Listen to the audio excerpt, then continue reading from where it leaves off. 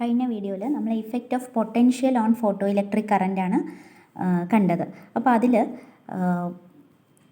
Collector plate potential negative ആയി കഴിഞ്ഞാൽ നമുക്കറിയാം photo electric current rapidly it reduces to zero and we have seen what is meant by stopping potential. അല്ലെ, ഇതിൽ എന്താണ് collector plate potential നമ്മൾ കുറച്ച് വരുന്നു. അപ്പോൾ ഇൻറ്റൻസിറ്റി ഓഫ് ലൈറ്റ് മാറിയാലും we can see that the stopping potential remains the same. It does not depend on intensity. ഇനി നമ്മൾ ചെയ്യുന്നത് effect of frequency on the stopping പൊട്ടൻഷ്യലാണ്. അപ്പോൾ ഇൻറ്റൻസിറ്റി ഇവിടെ കോൺസ്റ്റൻ്റ് ആയി വയ്ക്കുന്നു.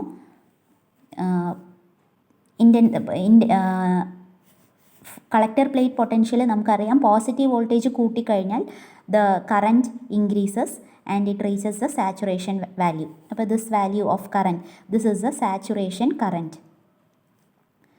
Positive voltage on the collector plate കൂട്ടിക്കഴിഞ്ഞാൽ current will reach the maximum value. അതിനുശേഷം നമ്മൾ കളക്ടർ പ്ലേറ്റിലേക്ക് നെഗറ്റീവ് വോൾട്ടേജ് അപ്ലൈ ചെയ്യാണ്.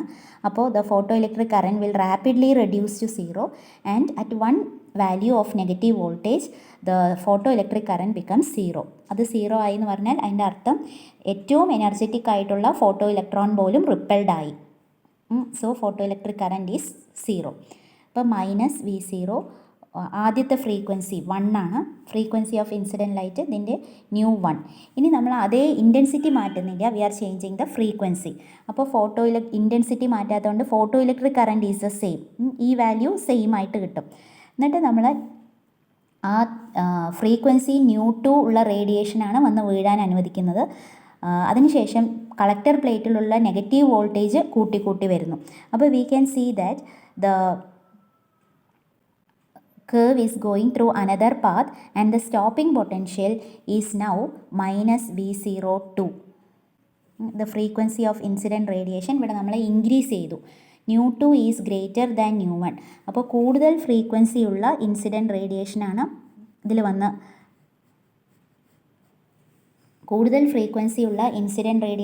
ഫോട്ടോ സെൻസിറ്റീവ് മെറ്റീരിയലിൽ വന്ന് വീണിരിക്കുന്നത്.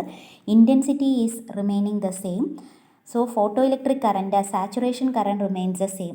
പക്ഷേ നെഗറ്റീവ് വോൾട്ടേജ് അപ്ലൈ ചെയ്യുമ്പോൾ ഫ്രീക്വൻസി ഓഫ് ഇൻസിഡൻറ്റ് ലൈറ്റ് ഇവിടെ കൂടുതലായപ്പോൾ നമ്മൾ കൂടുതൽ നെഗറ്റീവ് വോൾട്ടേജ് അപ്ലൈ ചെയ്യുമ്പോഴേ നമുക്ക് ഫോട്ടോ ഇലക്ട്രിക് കറൻറ്റിനെ സീറോ ആക്കാൻ പറ്റുന്നുള്ളൂ. അതായത് കൂടുതൽ ഫ്രീക്വൻസിയുള്ള ലൈറ്റ് വന്ന് വീഴുമ്പോൾ എമിറ്റഡ് ആവുന്ന photo electrons have greater kinetic energy ഉള്ളതുകൊണ്ടാണ് അതിനെ സ്റ്റോപ്പ് ചെയ്യാൻ കൂടുതൽ വോൾട്ടേജ് വേണ്ടിവരുന്നത്. ഇനി വീണ്ടും നമ്മൾ ഫ്രീക്വൻസി ഓഫ് ഇൻസിഡൻറ്റ് ലൈറ്റ് കൂട്ടുകയാണ്. Nu 3 we are taking another light having a frequency nu 3 which is greater than nu 2. അപ്പോൾ ഫോട്ടോ ഇലക്ട്രിക് കറൻറ്റിൻ്റെ maximum value it is the same, but we see that the stopping potential required is minus V03. അതായത് stopping potential has increased. അപ്പോൾ whenever the frequency of incident light increases, the stopping potential is more and more negative for higher frequencies of radiation. So if we are plotting a graph between frequency and stopping potential, frequency of radiation along the x-axis and the stopping potential along y-axis, the graph will be a straight line. കൂടുതൽ frequency ഉള്ള radiation വീണ് കഴിഞ്ഞാൽ frequency കൂടുന്നതിനനുസരിച്ച് stopping പൊട്ടൻഷ്യലും കൂടുന്നു. അതായത് കൂടുതൽ frequency ഉള്ള റേഡിയേഷനാണ് photo sensitive മെറ്റീരിയലിൽ വന്ന് വീഴുന്നതെങ്കിൽ ഇജക്റ്റഡ് ആവുന്ന ഫോട്ടോ ഇലക്ട്രോൺസിന് കൂടുതൽ കൈനറ്റിക് എനർജി ഉണ്ടാവും. അപ്പോൾ അതിനെ സ്റ്റോപ്പ് ചെയ്യാൻ കൂടുതൽ നെഗറ്റീവ് പൊട്ടൻഷ്യൽ അപ്ലൈ ചെയ്യേണ്ടി വരും. So whenever the frequency of incident radiation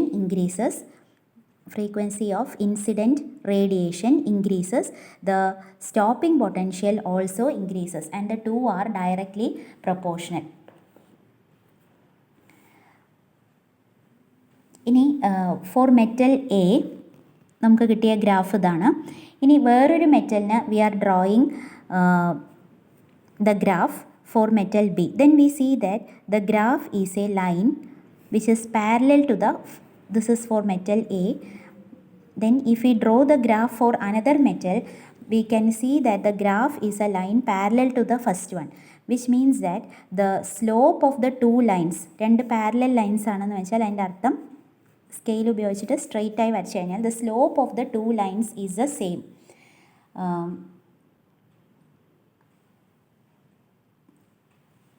ഇത് രണ്ടിൻ്റെയും സ്ലോപ്പ് സെയിം ആണ്. അപ്പോൾ it is independent of the nature of the metal എന്നുള്ളതാണ് അതിൽ നിന്ന് നമുക്ക് എത്തുന്ന കൺക്ലൂഷൻ. പിന്നെ this frequency nu zero for which the stopping potential is zero, that is called the threshold frequency. Threshold frequency എന്ന് പറഞ്ഞാൽ it is a frequency below which photo electric emission does not take place. അപ്പോൾ frequency of incident radiation ഒരു minimum value called threshold frequency എങ്കിലും ഉണ്ടെങ്കിലാണ് photo electric emission നടക്കുള്ളൂ. അപ്പോൾ threshold frequency ഉള്ള radiation വന്ന് വീണ് കഴിഞ്ഞാൽ അതിന് ജസ്റ്റ് മെറ്റൽ സർഫസിൽ നിന്ന് എസ്കേപ്പ് ചെയ്യാനുള്ള എനർജി ഉണ്ടാവുള്ളൂ. വർക്ക് ഫങ്ഷൻ എന്ന് പറയുന്നത് എച്ച് ന്യൂ സീറോ ആണ്. Work function φ0 = h nu zero. ആ എനർജി അതിനുണ്ടാവുള്ളൂ. പിന്നെ അതിന് കൈനറ്റിക് എനർജി ഉണ്ടാവില്ല.